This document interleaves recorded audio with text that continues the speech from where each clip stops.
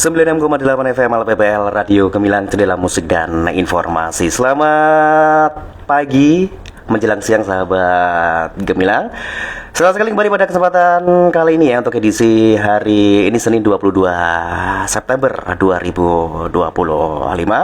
Kita bersama-sama bertemu di program Jamus Gemilang, Jagongan Lan Musyawarah. Dan pada kesempatan kali ini di program Jamus Gemilang berkolaborasi bersama RSUD Merah Putih Kabupaten Magelang. Dan pada kesempatan siang hari ini yang pasti di program Jamus Gemilang dikit tidak sendiri ya, karena pada kesempatan siang hari ini kita bersama-sama akan membahas tema kita ataupun obrolan kita siang hari ini tentang langkah kecil yang berdampak besar untuk jantungmu awal sehat menuju hidup hebat. Spesial juga untuk memperingati Hari Jantung sedunia ya. Dan pada kesempatan siang hari ini Diki telah bersama dengan dokter spesialis jantung dan pembuluh darah RSUD Merah Putih, Dr. Anindita Suputri ya, atau sering dipanggil Dokter Dita. Selamat siang, Dokter Dita. Selamat siang, Mas Diki. Iya, kabarnya gimana, Dokter Dita? Kabar baik. Ya, semangat ya, Mas dokter. Gimana? Sehat juga? Alhamdulillah sehat. Ya. Iya, dokter.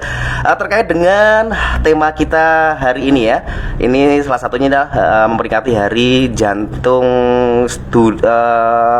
Dunia 2025. Nah, mengapa nih Hari Jantung Dunia ini penting bagi masyarakat kita, dan juga mengapa isu ini ya menjadi penting bagi masyarakat? Mungkin bisa dijelaskan, dokter? Ya, baik. Makasih, Mas Diki.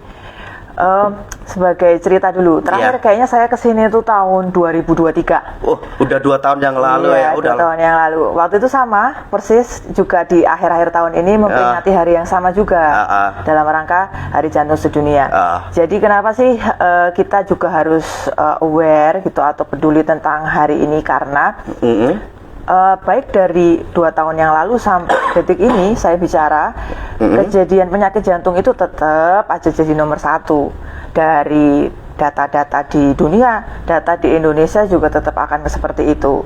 Dan sama seperti yang 2 tahun lalu juga saya ungkapkan bahwa penyakit jantung ini adalah sesuatu penyakit yang sebenarnya bisa masih diusahakan. Kan stigma di masyarakat, jantung itu kan wah aku nek wis loro jantungnya wis abot tenan uripku gitu. Tapi sesungguhnya semua itu bisa dikontrol dari awal. Makanya tema kita kemarin itu adalah awal yang sehat untuk masa depan yang hebat. Jadi ke depannya gimana? Nah, dan tentunya penyakit ini juga bukan hanya urusan rumah sakit, bukan urusan dokter, bukan urusan kami semua sebenarnya. Namun sebenarnya adalah itu tanggung jawab sehari-hari dari masyarakat itu sendiri. Karena hal-hal yang misalnya kalau ketemu saya hanya sebulan sekali gitu ya, berarti kan dari 30 hari hanya sekitar 5 menit sampai 10 menit dari hari itu yang ketemu sama kami. Tapi hari-harinya, setiap harinya kan tetap semua diatur atau dipilih oleh diri sendiri, dan juga keluarga dan juga lingkungan. Jadi sebenarnya semua itu kontrolnya ada diri sendiri, dari mulai pemeriksaan rutin, gaya hidupnya yang sehat, dan yang lain-lain. Seperti itu sih, Mas Diki. Oh ya, menurut dokter selama di RSUD Merah Putih nih, adakah mitos atau kesalahpahaman umum tentang kesehatan jantung yang sering dokter temui di masyarakat, dok? Ada nggak? Mitos? Oh, banyak. Apa aja ini? Mungkin bisa diluruskan gitu. Ya, beberapa yang tertinggi ya. Karena kalau saya cerita bisa 2 hari kali ya. Yang paling banyak itu, dokter. Jadi Jadi banyak nih, beberapa bulan terakhir ini adalah saya menghadapi ini udah jelas sakit jantungnya. Bukan saya yang ngomong, tapi hasil pemeriksaan yang ngomong. Itu mengatakan bahwa memang ya seperti ini. Tapi pada akhirnya ketika obat sudah masuk, itu kan udah jadi nyaman ya. Keluhan hilang semua. Wah, aku ki ora apa-apa, ngopo aku kok dadak mangan obat. Ngopo aku tidak kontrol gitu. Jadi kenapa saya harus minum obat, kenapa saya harus kontrol padahal saya nggak kenapa-kenapa. Nah, stigma yang salah adalah obat itu sudah menyembuhkan sakit jantung saya. Nah, padahal sesungguhnya konsep utamanya itu adalah, anggap nih badan kita ini kayak motor atau mobil. Mesin itu di dalamnya sudah menjadi bagian toh. Nah, ketika misalnya obat itu kayak oli mesin, udah dikasih, wah, dari sini nih, dari Radio Gemilang ke kita jalan-jalan ke Kopeng, udah dikasih olinya, weng, langsung bisa ngebut. Jadi kalau kita pasien ngelihat akan, wah saya nggak apa-apa tuh, saya masih bisa ke sawah, saya masih bisa angkat-angkat kayak tetangga saya gitu. Saya nggak kenapa-kenapa, tapi sesungguhnya ketika olinya itu di stop ataupun obatnya itu di stop, maka ya mesinnya berat toh, berat. Berat ya. Nah, suatu saat akan kembali ke montirnya atau ke bengkelnya dengan kondisi yang jauh lebih berat. Nah, itu yang sebenarnya gap itulah yang disayangkan, bahwa ada banyak hal yang sebenarnya bisa diusahakan tapi dirasa tidak ada apa-apa. Nah, itulah yang sebenarnya menjadi PR hingga tahun-tahun ini ya tetap aja seperti itu, masih banyak sekali yang seperti itu konsepnya. Jadi mitos-mitos di masyarakat masih banyak gitu ya dok ya. Oh ya, ya dok. Kembali ke tema hari, maksudnya ke tema kita adalah Hari Jantung tahun 2025 ini. Nah, untuk temanya sendiri apa dok untuk tahun ini dok? Jadi temanya tahun ini adalah Don't Miss a Beat. Jadi artinya adalah don't, jangan, miss, ketinggalan gitu ya. Beat adalah detak. Jadi jangan lewatkan satu detak pun. Sebenarnya ini artinya besar ya. Dalam rangka satu detak jantung itu berharga. Jadi kita yang manusia ini sudah dianugerahi organ-organ yang sehat oleh Gusti Allah. Itu harus dijaga dengan baik. Karena semakin kita tidak peduli, karena merasa tidak ada masalah, maka itu akan semakin membuat kita tidak bisa merawat apa yang sudah dianugerahkan itu. Jadi prinsipnya gini, jantung itu kan tidak memiliki dia tuh kuat. Ketika ada masalah di dia, dia itu akan punya prinsip gini, saya tugasnya adalah memberikan curah jantung dari atas kepala sampai atas kaki. Misalnya untuk Mas Diki gitu ya. Untuk badan Mas Diki, si jantung Mas Diki bilang, oh saya pokoknya tugasnya adalah mengirimkan darah dari atas, dari otak sampai ke kaki. Tugasnya dia cuma satu itu. Ketika dia ada masalah, misalnya kena serangan jantung, ototnya kan gerakannya kan berat, tapi tuh dia baik. Enggak, saya kuat deh. Dia membesarkan diri. Tugasnya buat biar tetap ada curah jantung keluar. Kena serangan lagi, dia, oh saya kuat kok, saya kuat. Nah, pada saat saya kuat itu nggak ada sinyal ke badan, nggak ada sinyal ke otak bahwa nggak muncul sesaknya, nggak muncul nyeri dadanya, nggak muncul apa-apa. Tapi sebenarnya progres itu terus berjalan. Nah, ketahuannya dari mana? Ya sebenarnya dari check up rutin itu. Kontrol semuanya, faktor risiko yang kemarin-kemarin, check up itu baru ketahuan di situ. Nah, barulah kalau memang dia udah nggak kuat, curah jantung yang tugasnya dia itu utama itu turun, maka biasanya barulah muncul keluhan, datang ke dokter, muncul sesak. Kalau saya biasanya ke sawah, bisa dok ngangkat 20 kilo, ini kok lama-lama 10 kilo nggak kuat, 5 kilo nggak kuat, jalan aja sesak gitu, atau muncul nyeri dada. Nah, disitulah istilahnya di tema tahun ini ya, jangan menunda usaha kita untuk pencegahan, pemeriksaan, dan pengobatan. Jadi dari awal hingga akhir loh, belum tentu sakit jantung ya. Jadi cegah, periksa, obati. Jangan ditunda gitu. Jangan sampai terkena penyakitnya gitu ya. Jadi menunda ataupun mencegah gitu ya. Tapi ya, oke. Ojo kasep gitu. Oh iya dok. Nah untuk di Indonesia sendiri dok, untuk masalah penyakit jantung ini seberapa besar dok? Oh lumayan ya. Karena kalau misalnya kita ngomongin dunia pasti besar juga tetap. Tapi kalau kita ngomongin coba deh Indonesia gitu, negara berkembang bagaimana? Karena kan pikirannya gini, oh kalau di luar negeri makanannya masak-masak yang sosis, yang burger, kita enggak, di sini makannya urap sama, ada tuh kemarin pasien saya gitu. Di sini pasiennya kulo mangane mung nganu kok dok telo kali urap gitu. Tapi sesungguhnya kalau kita bicara ya, datanya BPJS kan mayoritas kita kan pakai BPJS ya. Itu nomor angka satunya ya tetap aja jantung. Makanya Kementerian Kesehatan yang semenjak dipegang sama dokter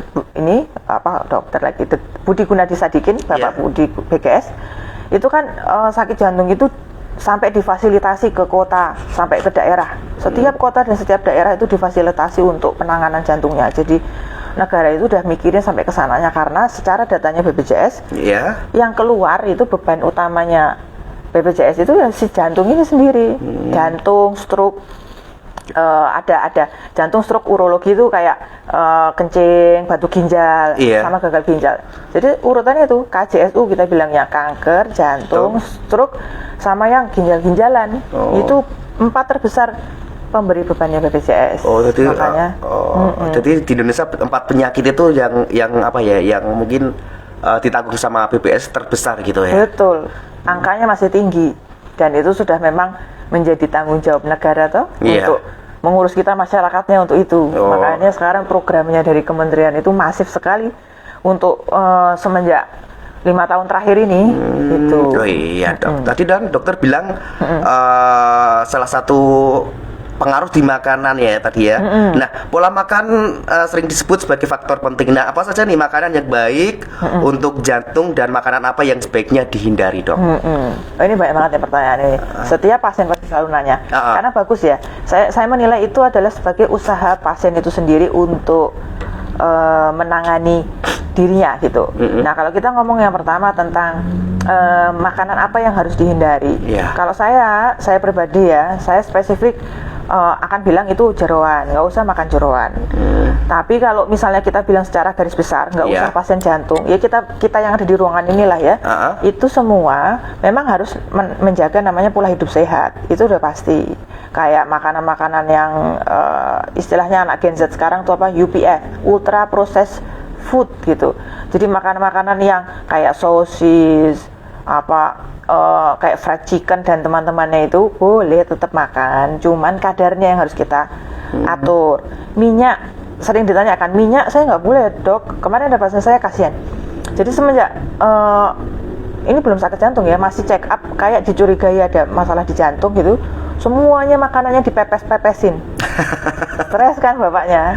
Nah, nggak melulu tentang hal seperti itu. Jadi boleh tetap dengan minyak-minyak, tapi itu kalau di Kementerian Kesehatan ada sarannya ya, namanya GGL, gula, garam, lemak. Jadi gulanya itu maksimal 4 sendok makan, garamnya itu maksimal 1 sendok teh, lemaknya itu maksimal 4 sendok makan. Jadi kalau misalnya bapak ibu di rumah, istrinya mau masak goreng, oseng, ya silahkan aja, tapi minyaknya kalau itu diatur gitu, apa yang masuk ke badan boleh, tapi harus tetap dijaga. Karena kalau dibilang boleh, misalnya kayak dok boleh saya tongseng gitu, boleh gitu, wah ternyata seminggu sekali makan tongseng terus. Nah itu konsepnya yang salah. Jadi tetap boleh makanan yang apa yang mau dimakan, tapi jumlahnya kalau yang tidak sehat ya mohon dikurangi dengan baik. Jangan jadikan makanan itu sebagai stres, karena stres itu juga ada faktor risiko juga ya. Jadi jangan juga dipepesin semua makanan, semuanya direbus nggak ada rasanya, itu capek juga loh. Coba Mas Diki setiap hari pulang ke rumah sodorinya makanan yang rebus-rebus semua itu kan stres juga rasanya. Tapi kalau makanan yang disarankan pasti gitu nggak ada sih yang khusus harus makan ini. Yang penting sehat aja semua makanan. Oh iya dok. Selain makanan nih dok, bagaimana dengan gaya hidup? Adakah tips olahraga atau aktivitas fisik yang aman atau efektif untuk menjaga kesehatan jantung dok? Jadi rekomendasinya itu adalah 150 menit per minggu. Per minggu ya? Per minggu. 1 minggu itu 5-7 kali. Jadi 5 hari atau 10 atau setiap hari. Makanya ketika kita bagi, misalnya anggap aja gini deh, kita kan kerja ya. 150 menit dibagi 5 aja. Berarti 30 menit setiap hari. Cukup dengan jalan, atau kalau misalnya di rumah punya treadmill, punya alat jogging, itu bisa alat jogging juga. Tidak mesti harus futsal, tidak mesti harus tenis, tidak mesti harus bulu tangkis. Bulu tangkis nggak mesti harus itu. Jadi cukup jalan 30 menit sehari, 1 minggu 5 kali. Nah itu udah disebut aktivitas fisik yang rutin. Kalau misalnya masih sehat ya, tidak ada faktor risiko ataupun tidak ada sakit jantung, tidak ada stroke, boleh yang kayak Mas tadi Diki sebut, bulu tangkis, tenis meja. Jadi olahraga yang kompetitif, kita bilangnya, karena ada kompetisi tuh kan, nggak mungkin dengan main bulu tangkis sendiri, mainnya sama siapa kan, pasti sama yang lain. Betul. Nah itu kalau sudah sakit jantung, kita tidak rekomendasikan olahraga yang kompetitif, yang ada tandingannya. Karena gini, kalau misalnya Mas lagi terima kok, itu kan diem toh. Terus pada saat nanti misalnya koknya mau deket di netnya, lari toh, deret gitu.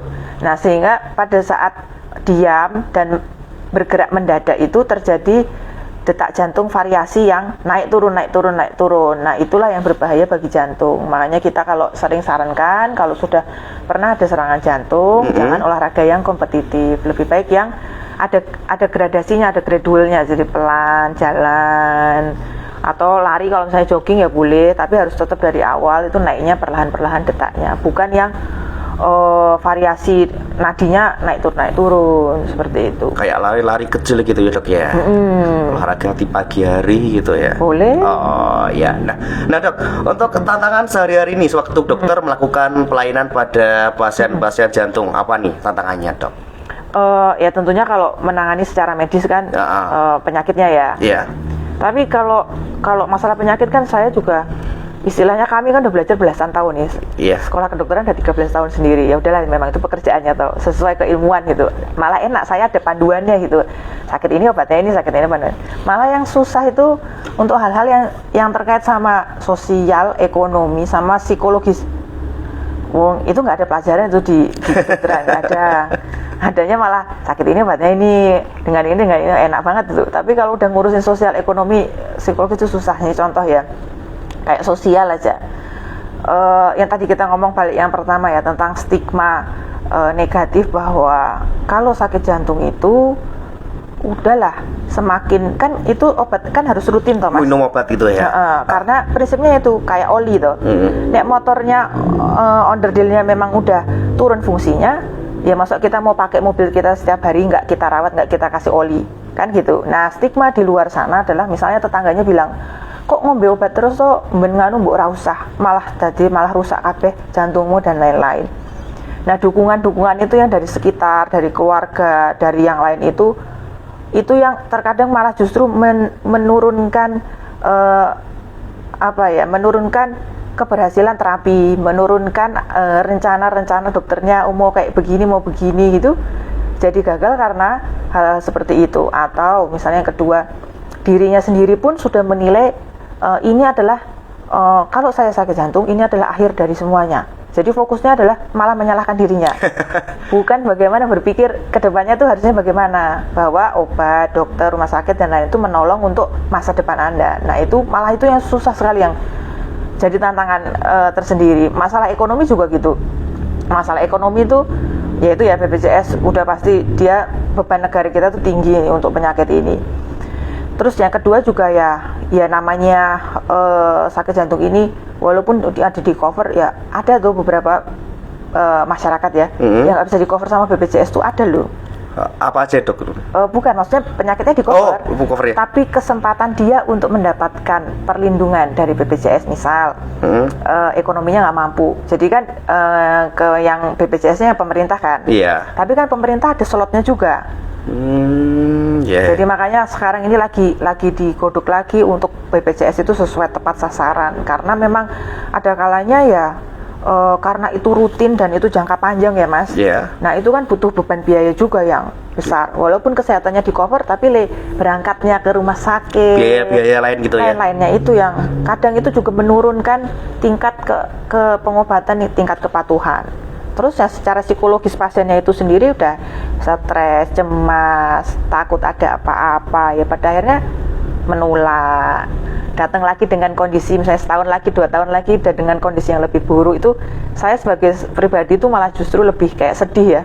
Karena kayak wah ini harusnya setahun 2 tahun lalu saya bisa buat bapak ibu ini menjadi lebih sehat lagi gitu ke depan. Tapi karena hilang gitu dalam pengawasan, datang lagi dengan kondisi yang jauh lebih berat. Makanya sama-sama sehat sama panjang umur itu tujuan semua orang gitu. Sama saya juga bukan yang berarti oh dokter pasti ngasih obat, bukan. Tujuan tuh sehat sama panjang umur. Kita manusia kan tujuannya itu toh. Oh ya dokter tadi sempat menjelaskan tentang mitos terkait dengan terlalu banyak minum obat merusak ya. Itu sebenarnya hal yang menarik, karena Diki sering banget mendengar hal seperti itu, bahwa ternyata minum obat itu bisa merusak organ-organ yang lain. Menurut dokter itu bagaimana itu? Ya baik, Itu pertanyaan saya setiap hari. Ya, betul itu. Karena gini, pasti yang ditakutkan tuh rusak ginjalnya. Betul. Ini saya nggak ngomong sesuai saya ya. Yeah. Coba nanti Bapak Ibu sekalian buka di Google gitu ya. Yeah. Penyebab gagal ginjal gitu. Penyebab aja gagal ginjal.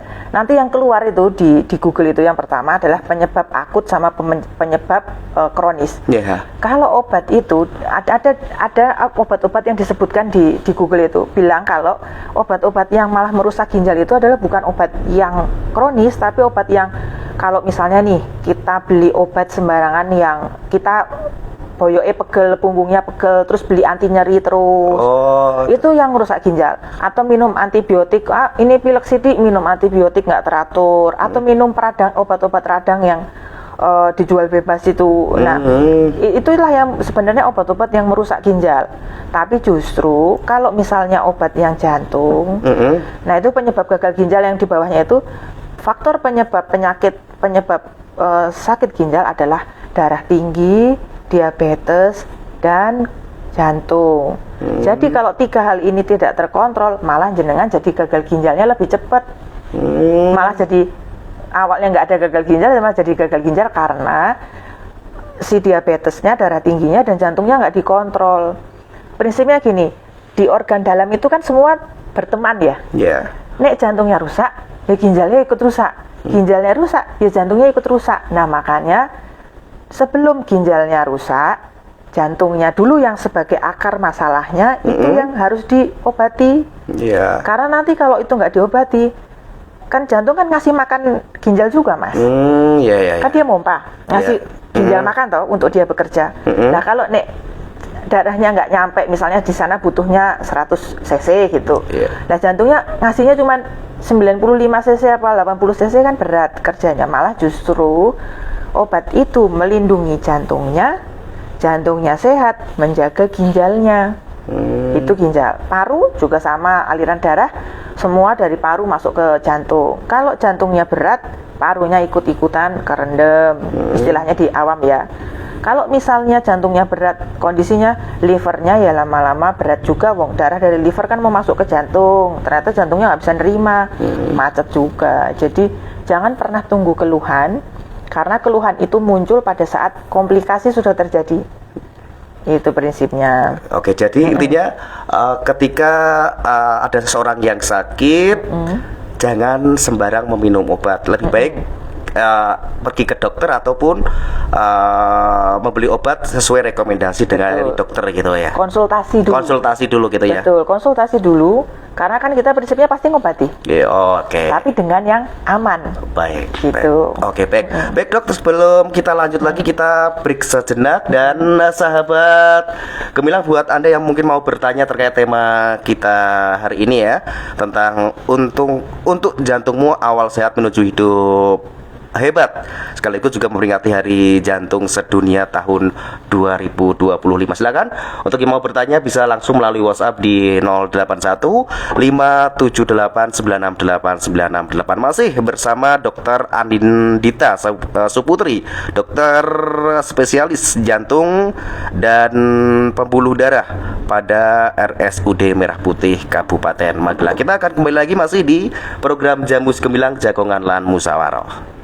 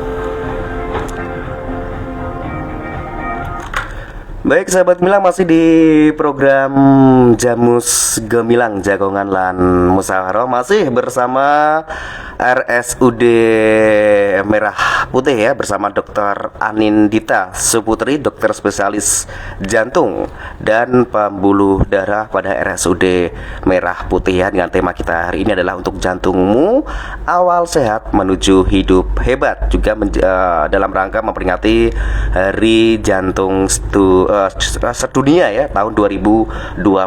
Masih semangat ya dokter ya? Semangat Mas Iya dong. Iya.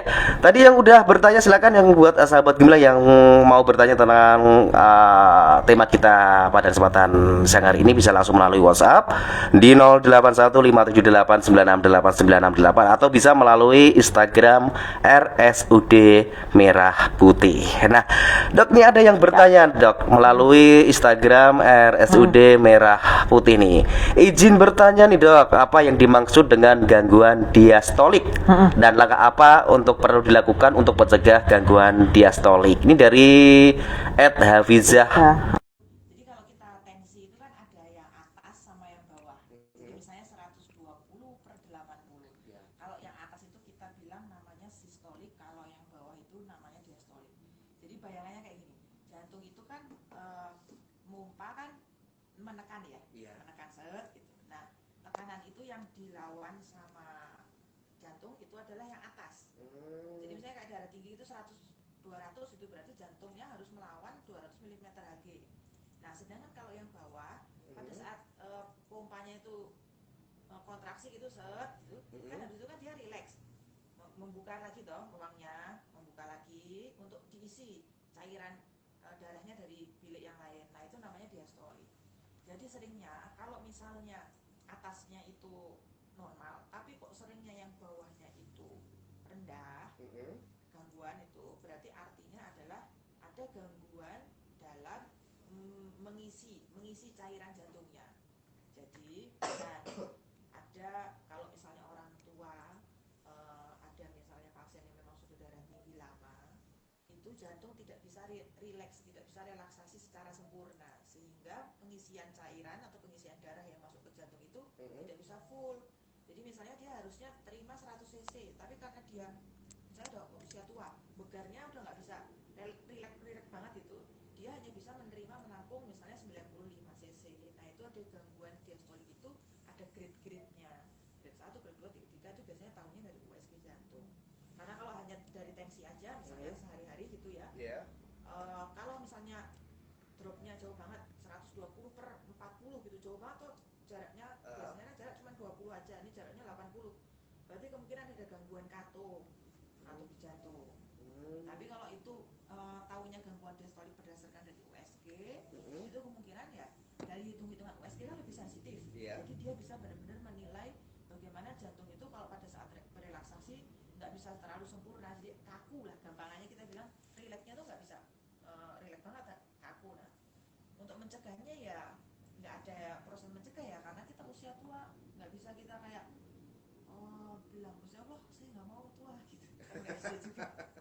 Jadi itu satu proses yang memang sudah ada di sana ya, saya pun juga ntar tua kan seperti itu gitu.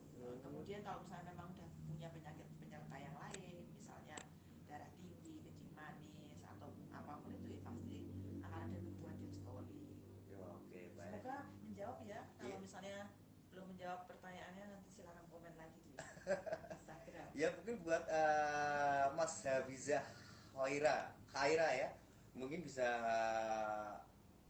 bisa lebih jelas ya, ataupun udah tahu ya tentang jawaban dari dokter kita. Mungkin masih mau bertanya lagi bisa komen langsung di Instagram RSUD Merah Putih Kabupaten Magelang. Nah, dokter, nih apa yang bisa dilakukan nih untuk mencegah jika belum sakit dan jika setelah sakit, dok?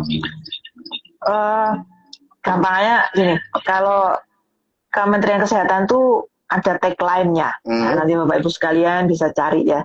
Ada namanya CERDIK, CERDIK. Itu nanti dicari di Google. Ini saya sedikit explore aja ya. Jadi C itu cek kesehatan rutin. Artinya adalah mari kita cek kesehatan itu setidaknya setahun sekali. Kalau kita sehat ya, itu penting banget karena kita akan mengetahui secara lebih dini tensinya berapa, kolesterolnya berapa, kadar gulanya berapa. Enyahkan asap rokok. Jangan dipikir karena kayak, oh saya mah nggak apa-apalah, saya nggak ngerokok. Tapi misalnya lingkungan kerjanya dan lain-lain ngisep rokok. Karena ada beberapa penelitian juga yang namanya perokok pasif itu juga memiliki faktor resiko yang sama. Itu E ya, R, tadi yang rajin aktivitas fisik. Yang tadi kita ada bahas tuh ya, 150 menit per minggu itu. D itu diet seimbang. Tadi kita juga udah bahas bahwa yang GGL itu gula, garam, lemak masih boleh, tapi dengan kadar tertentu. Dibatasi. Dibatasi. Terus DREDI, istirahat cukup, tidur. Nah ini beberapa penelitian itu banyak loh, menarik. Ada yang tentang tidur. Ya, betul. Kualitas tidur. Per malam kalau nggak salah 8 jam ya? Iya, betul. Dan itu bahkan kalau ada keilmuannya sendiri di kedokteran sekarang, sleep terapi, sleep teori, sleep apa itu, bahwa kita terkadang tidur kalau pikirannya masih kemana-mana tuh tidak deep sleep, tidurnya tidak dalam gitu. Itu juga mempengaruhi juga. Makanya kalau ada pasien gini, dokter saya tuh ngantukan terus. Alhamdulillah Pak, karena ngantuk itu obat, bukan kalau misalnya nggak bisa tidur malah butuh obat. Karena itu kelola stres. Nah ini juga penting karena kayak tahun ini gitu sampai dunia itu mengeluarkan suatu konsensus ya, bagaimana namanya kesehatan mental itu mempengaruhi jantung, itu ada. Jadi ternyata semenjak kita COVID itu banyak di dunia kami meneliti tentang kaitan sakit jantung ini dengan kesehatan mental, dan itu ternyata ya signifikan ya. Jadi benar-benar yang namanya kelola stres itu juga sama halnya dengan kelola makan. Baik. Jadi harus happy, harus bahagia. Iya Dok. Ini ada juga yang bertanya nih melalui WhatsApp dari Kang Mas atau sahabat bilang di 180 nih. Dokter Dita, perkenalkan saya Bar Kuncoro, dulu stafnya Bu Dokter Titik ya. Pak Bar. Iya. Apa kabar Pak? Kita ketemu di radio. Ini begini Dok, bertanya tahun 2016 saya kenal serangan stroke karena pecah pembuluh darah otak kiri. Alhamdulillah sekarang sudah semakin membaik. Namun akhir-akhir ini kolesterol total sudah di atas ambang batas. LDL juga sudah melebihi batas. SGPT sudah sedikit meningkat. Nah, bagaimana Dok caranya mengendalikannya? Saat ini saya pengobatan rutin Kandesat Sartan 16 mili. 16 miligram gitu ya. Mungkin bisa jelaskan. Jadi kalau stroke itu memang mirip ya sama jantung. Cuman bedanya kalau pembuluh darahnya di otak jadinya stroke, kalau pembuluh darahnya di jantung jadi serangan jantung. Mirip sebenarnya diameternya dan lain-lain. Makanya sebenarnya tata laksana dan obatnya juga mirip. Nah itu yang sudah disebutkan tadi oleh Pak Bar, penting sekali namanya kolesterol. Terutama kalau itu kan kolesterol total ya. Kalau saya pribadi atau ilmuwan jantung dan stroke ya, itu kami melihatnya itu tidak bisa hanya serta-merta hanya kolesterol total. Karena gini, perhitungan kolesterol total itu adalah lemak itu bukan berarti semuanya jahat ya.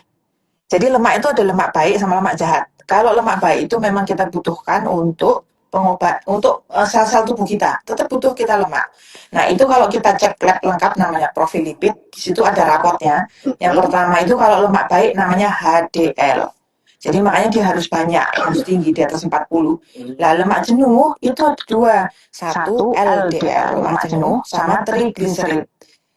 Nah perhitungan dari keseimbangan HDL, LDL dan trigliserid itulah menghasilkan angka kolesterol total. Nah, yang saya nggak tahu kan tadi kolesterol total ya tulisannya ya Mas ya. Nah, kalau kolesterol total itu kan bisa jadi karena HDL. Jadi yang lemak baiknya itu rendah. Itu harus dinaikkan dengan olahraga. Jadi kelihatan kalau orang yang mager. Nah, itu HDL-nya rendah tuh.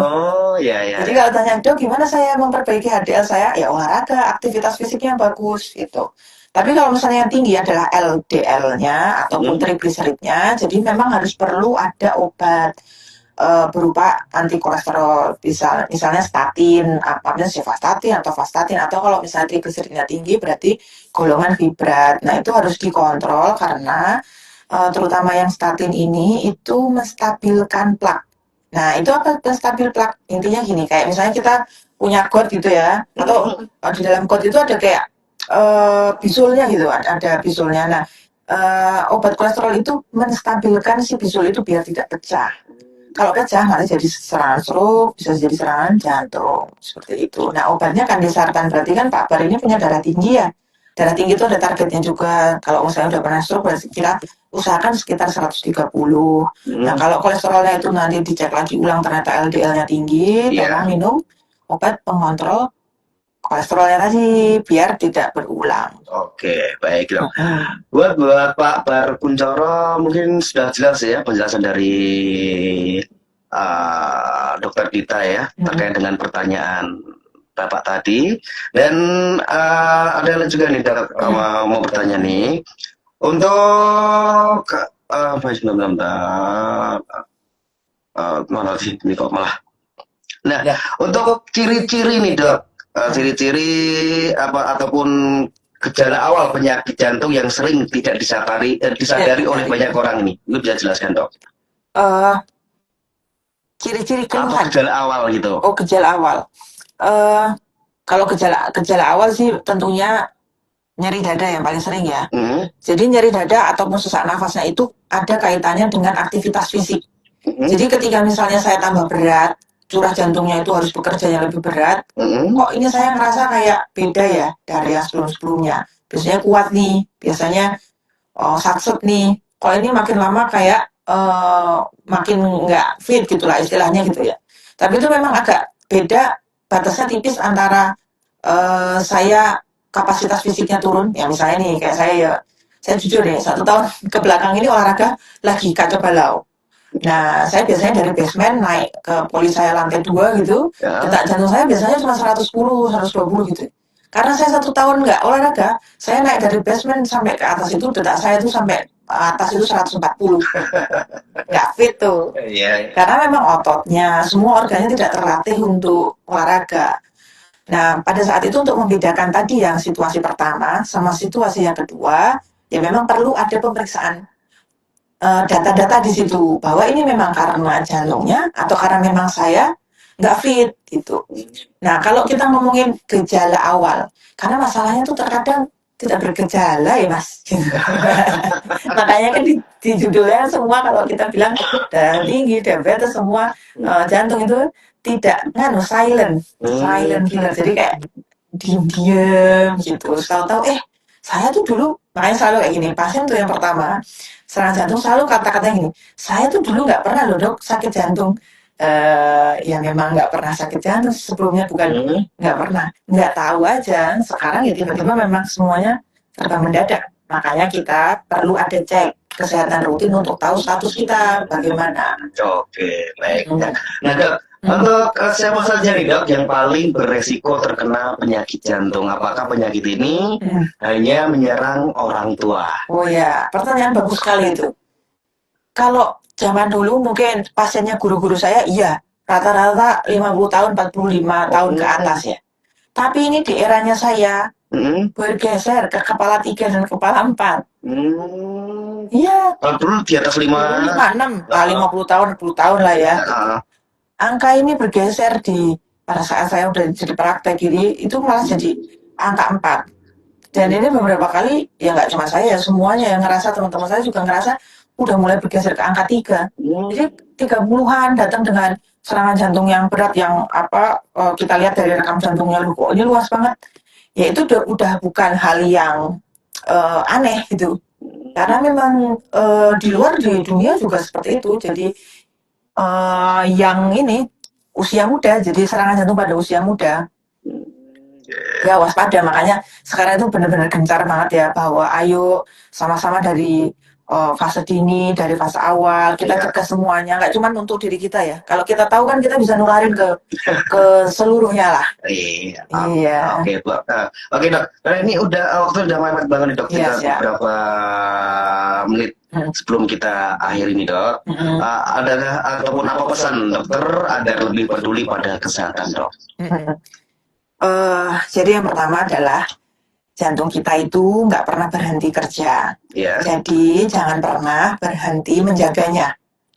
Dia kalau kita tidur, dia tetap kerja. Jadi makanya ketika kita bangun selalu usahakan sama-sama jaga jantungnya.